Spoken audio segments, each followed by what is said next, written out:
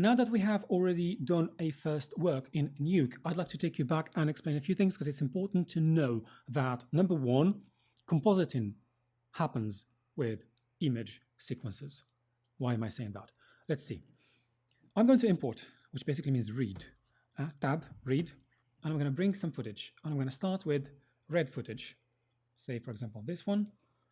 This is coming straight from the red camera. Okay? 2225, just an interesting frame to look at, and then I'm going to connect it by pressing 1, and this is the red footage, right? So this this is small here. You can scroll, use the scroll wheel, but also you can also use F or H. Okay, F to frame it like this way to get some keep some borders, and H does not. So just maximize the use of the viewport. And what you have is once you import it and you double click on this node, you get a list of options and parameters. Actually, this is unique to the red. Actually, each camera footage comes in Nuke with different parameters. Blackmagic has got just 4 in additional to whatever comes on top here. This is like standard part, and this is the rest of what comes in with red raw footage, right? In Blackmagic, it's just 4 of them. I have the possibility actually to work directly with red footage, raw red footage in Nuke. Now, this is not necessarily the case with other cameras because Nuke is not great at importing all the formats. We're going to try to bring in some Sony FS7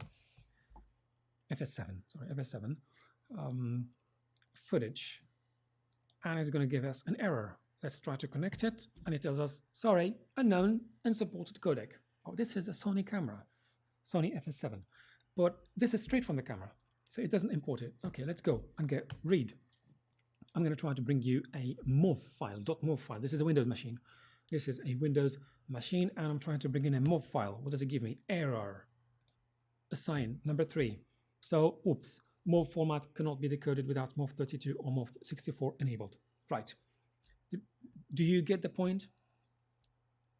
Nuke is not great at reading everything. It does read Canon cameras footage. It does read, it reads, I mean by that raw footage, yeah? Raw from Canon, raw from Red, raw from Blackmagic Ursa.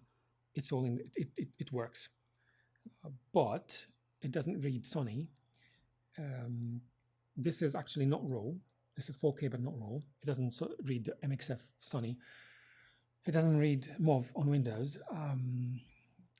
The point is actually, the real point is not it doesn't work or it doesn't read. The real point is you are in the realm of image sequences. Compositing happens with image sequences.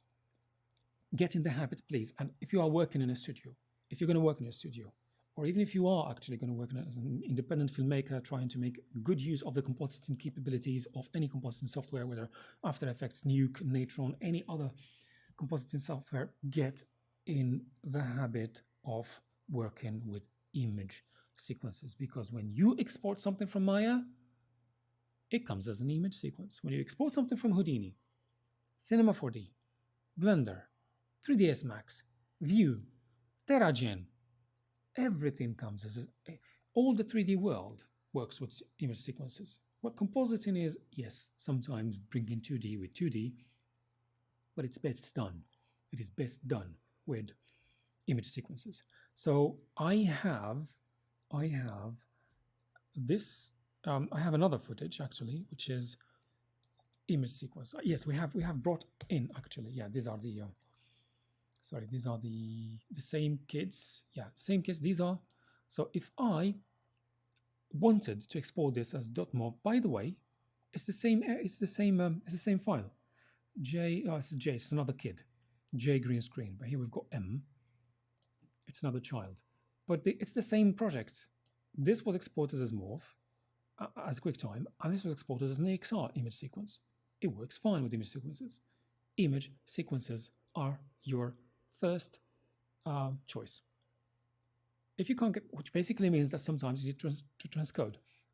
It may mean that, well, it's not applicable for Red, but it may mean that for some other cameras, you are going to transcode it and export as image sequence using sometimes the manufacturer's software. It's actually quite fine doing that, really quite fine doing that.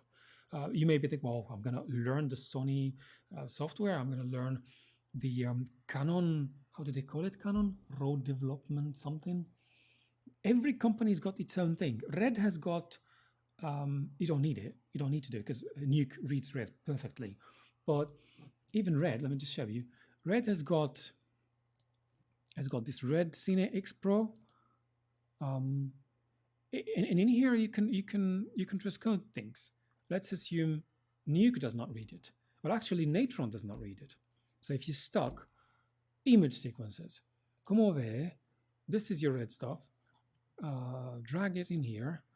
Then whatever, put it in here. Then get your whatever. This is not a course about Red Cine X Professional, but the idea is that you are meant to be able to deal with footage no matter what it comes from and no matter what kind of error Nuke throws at you, because you're in the VFX compositing image sequence realm, right? So when you get, let me just say, for example, I'm going to use this part and this part. So we've just cut in and out, and I'm going to be able to use this part only. And then you go and export it as an EXR from Red Cine X Professional. Now, you don't need this for Nuke because it works brilliantly. You just close this. Let's go back to Nuke. No, that's not the one. You don't need it, but I'm just telling you, you may end up getting some errors and stuff. Like it's not meant to be a movie file. It's meant to be a image sequence. But you know, if it works as is, fine.